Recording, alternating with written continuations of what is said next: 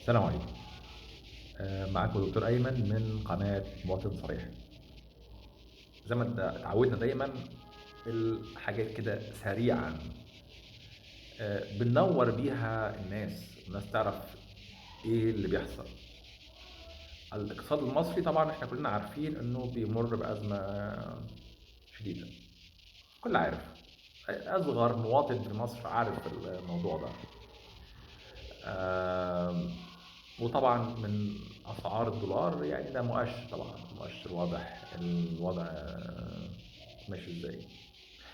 طيب، آه، بنقول ان الصندوق السعودي، الصندوق السيادي السعودي، آه، سيلقي بطوق النجاة للاقتصاد المصري.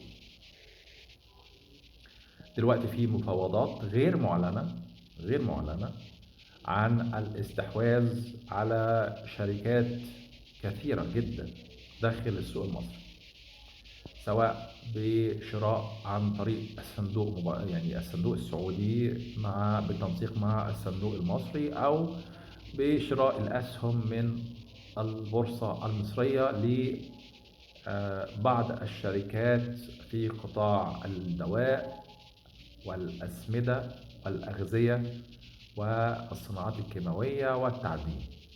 ده الهدف اللي حطه صندوق السيادي السعودي.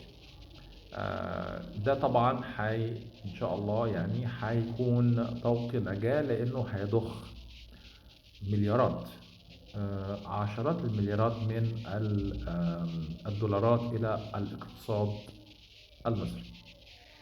ويعني واحتمال طبعا يحصل ربط بين البورصة المصرية والبورصة السعودية، لكن ده غير مؤكد. لكن احنا بنتكلم على المؤكد، انه سيتم الاستحواذ على نسب من الشركات المصرية خلال شهر ديسمبر ويناير، يعني خلال الشهرين الجايين دول.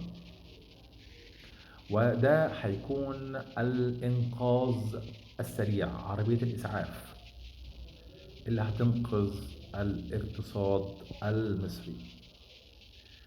ويا رب يتعلموا الدرس بقى، يا ريت. اشوفكم على خير. السلام عليكم.